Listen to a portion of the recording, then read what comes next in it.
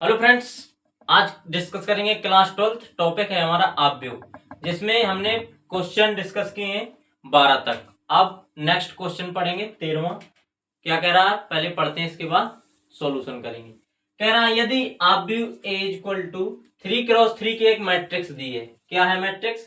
4 0 3 2 1 3 1 3 0 तथा matrix be the गई है 1 3 2 2 0 4। तो ए बी तथा बी ए यदि संभव हो तो ज्ञात कीजिए। ठीक है, तो किस प्रकार से इसका सॉल्यूशन करेंगे, सॉल्यूशन करते हैं। दिया है, सिस्टमेटिक ढंग से लिखते हैं इसको।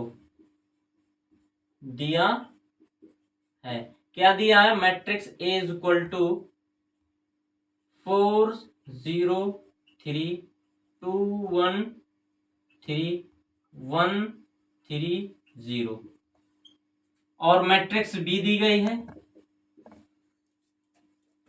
1 3 2 2 0 4। हमने सीखा है जब बेसिक लेक्चर पढ़ रहे थे कि जब किसी दो मैट्रिक्स का मल्टीप्लाई करते हैं तो क्या देखते हैं, पहली जो मैट्रिक्स होगी उसका देखते हैं स्तंभ, और दूसरी मैट्रिक्स के पंक्ति। यदि इक्वल है तो मल्टीप्लाई संभव होगा, अगर इक्वल नहीं है तो मल्टीप्लाई संभव नहीं होगा। तो देखते हैं, सबसे पहले ए बी सॉल्व करते हैं। क्या करते हैं? A B. तो मैट्रिक्स ए क्या दी गई है, यहां से 4 0 3 2 1 3 1 3 0। क्लियर? अब मैट्रिक्स बी देखते हैं। मैट्रिक्स बी में क्या है? 1 2 3 2 0 4। मैट्रिक्स बी है अपनी 1 3 2 2 0 4। क्लियर? अब सबसे पहले क्या देखते हैं, जब दो मैट्रिक्स का मल्टीप्लाई कराते हैं, गुणा कराते हैं, सबसे पहले देखते हैं मैट्रिक्स का क्रम।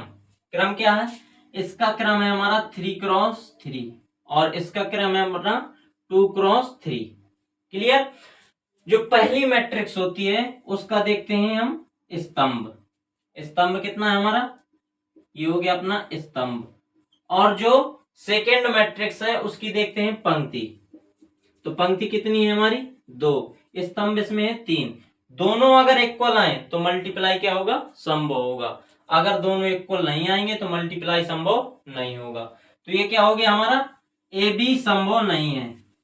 ए बी संभव नहीं है। क्या कह रहा था वो? यदि संभव हो तो ज्ञात कीजिए। तो यहां हमारा संभव ही नहीं है, तो यहां से लिखेंगे अतः ए बी का मान ज्ञात करना संभव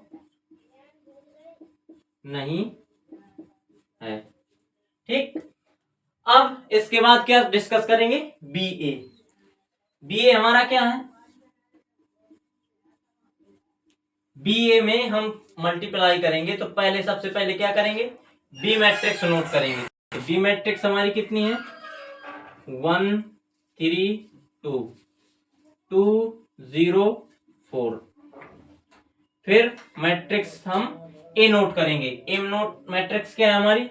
4 0 3 2 1 3 1 3 0। क्लियर? अब इनका मल्टीप्लाई देखने के लिए सबसे पहले हम क्या देखेंगे कि पहली मैट्रिक्स जो होगी उसका क्या देखते हैं? स्तंभ। तो इस मैट्रिक्स का क्रम क्या होगा? क्रम होगा हमारा 2x3 और इसका क्रम 3x3। क्लियर? पहली वाली मैट्रिक्स का स्तंभ और दूसरी वाली मैट्रिक्स का पंक्ति। यदि दोनों इक्वल हैं तो मल्टीप्लाई संभव होगा। तो इसका क्या होगा? बी ए का मल्टीप्लाई संभव होगा। यहां से लिखेंगे अतः बी ए संभव है। अगर संभव है तो क्या कह रहा था? ज्ञात कीजिए। अब इसको ज्ञात करेंगे। पहले हमने इसको सॉल्व किया, ए बी को, इसके बाद बी ए को देखा संभव है कि नहीं है, अगर संभव है तो ज्ञात करना है। अब ज्ञात क्या करेंगे, इसी का मल्टीप्लाई, तो मल्टीप्लाई हम यहां सीखते हैं, क्या हो जाएगा अपना मल्टीप्लाई, यहां से देखेंगे। सबसे पहले क्या करेंगे, इसका मल्टीप्लाई इस प्रकार से, इसका मतलब ये है कि हमने पहली पंक्ति इसके पहले किससे, स्तंभ से कराएंगे। ये तीर लगाना आवश्यक नहीं है, क्यों, क्योंकि हम अभी सीख रहे हैं। आप लोग ना तो नोटबुक में ये तीर लगाएंगे और ना ही एग्जाम में। क्लियर। अब इसका मल्टीप्लाई कराते हैं तो किस प्रकार होगा, 1 का मल्टीप्लाई 4 से, तो यहां से हो जाएगा 4 + 6 + 2। क्या किया, इसका मल्टीप्लाई इससे प्लस इसका मल्टीप्लाई इससे प्लस इसका मल्टीप्लाई इससे। क्लियर। अब इसी प्रकार इसका मल्टीप्लाई इससे, तो कितना हो जाएगा, यहां से हो जाएगा अपना 8 + 0 + 4। क्लियर। अब इसी प्रकार इस वाली पंक्ति का मल्टीप्लाई इस वाले स्तंभ से, तो किस प्रकार होगा, 0 + 3 + 6। क्लियर। फिर इसी प्रकार यहां से क्या हो जाएगा, 0, इस वाले पंक्ति का मल्टीप्लाई इस वाले कॉलम से, तो यहां से कितना हो जाएगा, 0 + 0 + 12। क्लियर। अब इसी प्रकार से ये लास्ट वाले का क्या करेंगे, 3 + 9 + 0, फिर इसका मल्टीप्लाई इससे, तो यहां से हो जाएगा कितना, 6 + 0 + 0।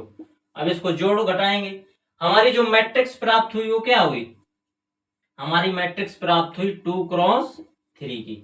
यहां से हमने क्या देखा था, ये जो हमारा मल्टीप्लाई होता है ये क्या हो जाता है, गैप हो जाता है, और जो मैट्रिक्स बचती है वो कौन सी होती है, 2 × 3 की। ठीक है। तो यहां इसको जोड़ेंगे तो कितना हो जाएगा, BA = यहां से 6 × 4 = 10, 2 = 12, यहां से 6 × 3 = 9, फिर यहां से 9 × 3 = 12, यहां से 8 × 4 = 12, और फिर ये 12, और यहां से 6। इसका क्रम क्या हो गया, 2 × 3। क्रम लिखना यहाँ आवश्यक नहीं है, यही हमारा क्या हो गया, आंसर। क्लियर। सो फ्रेंड्स, उम्मीद है आपको लेक्चर समझ में आया होगा। अगर लेक्चर समझ में आए तो शेयर करें।